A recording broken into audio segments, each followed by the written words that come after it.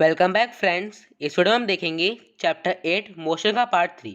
आज हम पार्ट 3 में पढ़ेंगे 8.3 the rate of change of velocity. मतलब वेलोसिटी अपने रेट को किस तरीके से चेंज करती है। देखो, वेलोसिटी क्या होती है? The quantity that specify both this except is called velocity. मतलब जो क्वांटिटी दोनों ही चीज़ों को स्पेसिफाई करती है उसको हम वेलोसिटी कहते हैं। दोनों ही चीज़ें से मतलब स्पीड को भी और डायरेक्शन को भी। अब मान लो यहाँ पे कोई एक ऑब्जेक्ट है, अब वहाँ पे एक स्ट्रेट लाइन में मूव कर रहा है, और जो स्ट्रेट लाइन में मूव कर रहा है ये यहाँ पे स्पीड को भी दिखा रहा है, मतलब मैग्नीट्यूड को भी शो कर रहा है, और मैग्नीट्यूड के साथ साथ ये यहाँ पे डायरेक्शन को भी शो कर रहा है। तो यहाँ पे स्पीड को भी शो कर रहा है, डायरेक्शन को भी शो कर रहा है। तो यहाँ पे एक तरीके की वेलोसिटी हो गई। तो जो क्वांटिटी यहाँ पे स्पीड को भी शो करती है और डायरेक्शन को भी शो करती है उसको हम वेलोसिटी कहते हैं। During uniform motion of an object along a straight line the velocity remain constant with time. अब यहाँ पे क्या लिखा है, जब कोई ऑब्जेक्ट बिल्कुल सीधा सीधा चल रहा है एक यूनिफॉर्म मोशन में, तो उसके अंदर जो वेलोसिटी होती है वो कांस्टेंट होती है। देखो, अब यूनिफॉर्म मोशन क्या होता है? अगर मान लो कोई ऑब्जेक्ट है, वो अपने पाथ पे बिल्कुल सीधा सीधा चल रहा है या फिर कैसे भी चल रहा है, 1 घंटे में यहाँ पे 5 किलोमीटर कवर करे, यहाँ पे भी 1 घंटे में कितने कवर है? 5 किलोमीटर कवर करे। तो इसी तरीके से वो हर 1 घंटे में 5 किलोमीटर कवर कर रहा है, तो वो एक तरीके से यूनिफॉर्म मोशन हो जाएगा। क्यों यूनिफॉर्म मोशन हुआ? क्योंकि बिल्कुल एक जैसा है। यहाँ पे भी 1 घंटे में 5 किलोमीटर, फिर अगले 1 घंटे 5 किलोमीटर, है ना? तो इस तरीके से यूनिफॉर्म मोशन हो गया। तो इस तरह की यूनिफॉर्म मोशन में जो वेलोसिटी होती है वो कांस्टेंट होती है। ठीक है। In this case the change in velocity of an object for any time interval is zero. तो इसके अंदर वेलोसिटी क्या हो जाएगी? जीरो हो जाएगी। जीरो क्यों हो जाएगी? क्योंकि यहाँ पे वेलोसिटी कांस्टेंट है, बिल्कुल एक जैसी है, ना बढ़ रही ना घट रही, तो वेलोसिटी जीरो हो गई। ठीक है। However in non uniform motion, यहाँ पे यूनिफॉर्म मोशन है तो नॉन यूनिफॉर्म मोशन भी होगा। अब देखते हैं नॉन यूनिफॉर्म मोशन क्या होता है। देखो, नॉन यूनिफॉर्म मोशन के अंदर जो वेलोसिटी होती है वो टाइम के अनुसार बदलती रहती है। क्योंकि नॉन यूनिफॉर्म मोशन क्या होता है, अगर मान लो यहाँ पे 1 घंटे में 5 किलोमीटर कवर कर रहा है, तो नॉन यूनिफॉर्म मोशन में 1 घंटे में 7 किलोमीटर कवर करेगा, फिर अगले 1 घंटे में 6 किलोमीटर कवर करेगा। तो इस तरीके से यहाँ पे जो किलोमीटर्स हैं, मतलब जो डिस्टेंस है वो कवर कर रहा है, वो बाबा बदलता रहेगा उसका। तो इस तरीके से ये नॉन यूनिफॉर्म मोशन हो गया। ठीक है। तो इसके अंदर जो वेलोसिटी है वो टाइम के अनुसार वेरीज होती रहेगी, मतलब बदलती रहेगी। It has different values at different distance. तो नॉन यूनिफॉर्म मोशन में क्या होता है, अलग अलग इंस्टेंट्स होते हैं, अलग अलग एक रास्ते पे अलग अलग पॉइंट्स पे अलग अलग इंस्टेंट्स पे अलग अलग वैल्यूज होती हैं। मतलब इसके अंदर कितनी वैल्यू हुई? 4 किलोमीटर मान लो, इसके अंदर 7 किलोमीटर मान लो। तो इस तरीके से यहाँ पर नॉन यूनिफॉर्म मोशन होता है। Third, the change in velocity of the object. तो इसलिए हम कह सकते हैं नॉन यूनिफॉर्म मोशन में जो वेलोसिटी चेंज होती है of the object during any time interval, किसी भी टाइम इंटरवल में। ठीक है। नॉन यूनिफॉर्म मोशन में कोई भी टाइम इंटरवल हो, पर जो वेलोसिटी है वो हमेशा जीरो नहीं होगी। पर यूनिफॉर्म मोशन में वेलोसिटी हमेशा जीरो होगी। ठीक है। Can we now express the change in velocity of an object. आज यहाँ पे क्वेश्चन पूछा है, क्या हम किसी भी ऑब्जेक्ट की चेंज इन वेलोसिटी को एक्सप्रेस कर सकते हैं? अब मान लो कोई भी ऑब्जेक्ट है, अब वो ऑब्जेक्ट कभी कुछ कवर कर रहा है, कभी कुछ कवर कर रहा है ना? नॉन यूनिफॉर्म मोशन में मान लो कभी 7 किलोमीटर कवर कर रहा है, कभी 8 किलोमीटर कवर कर रहा है। तो इस तरीके से वेलोसिटी चेंज हो रही है। तो क्या वेलोसिटी जो चेंज हो रही है इसको एक्सप्रेस कर सकते हैं? तो इसका आंसर है यस। अब देखते हैं कैसे करेंगे।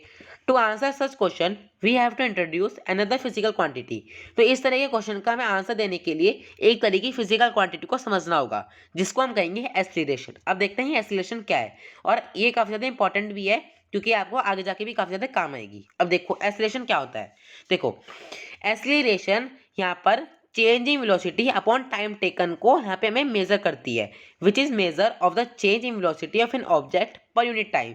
जो एक्सीलरेशन होती है ये किसी भी ऑब्जेक्ट के चेंज इन वेलोसिटी को, जो वेलोसिटी चेंज होती रहती है उसको मेजर करती है। देखो, एक्सीलरेशन का फॉर्मूला होता है जो वेलोसिटी चेंज हो रही है उसको ये ऊपर लिख, और जो टाइम टेकन हो रहा है मतलब कितने कितने घंटे में हो रही है उसको हम नीचे लिखते हैं। तो देखो, चेंज इन वेलोसिटी को हम रिप्रेजेंट करेंगे u से और v से।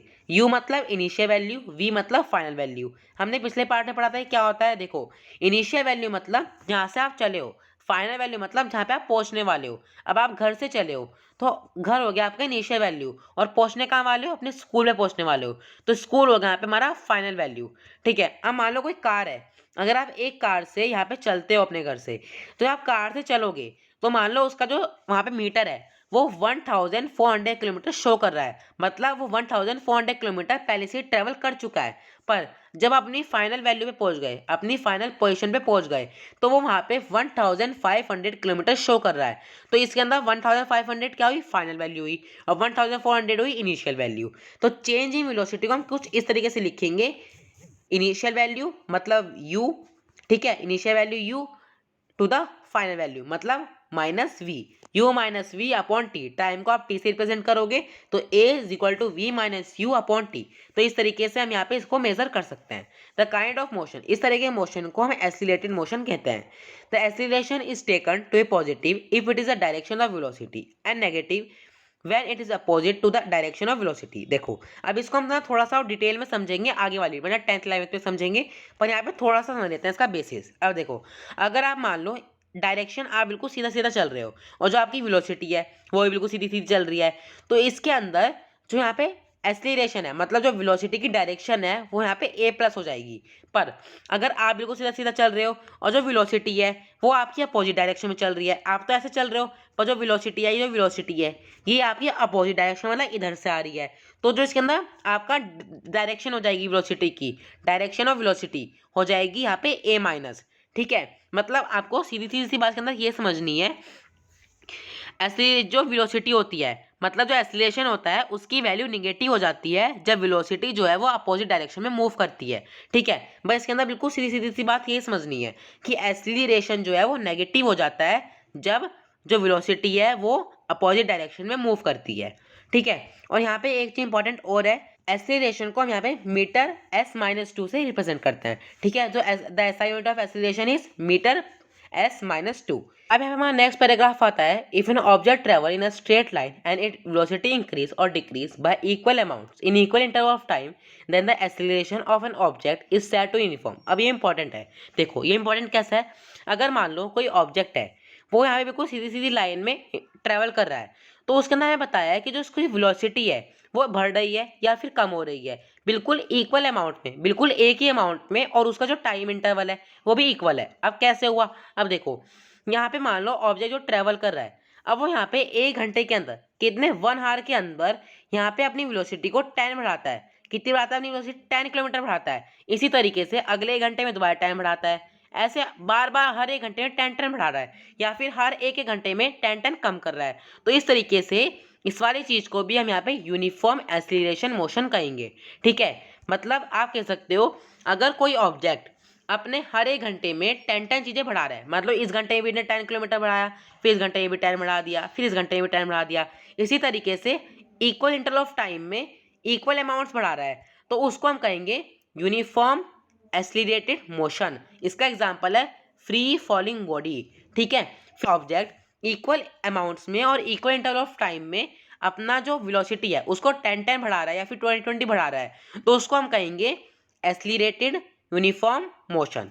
ठीक है, the motion is freely falling body uniformly accelerated motion.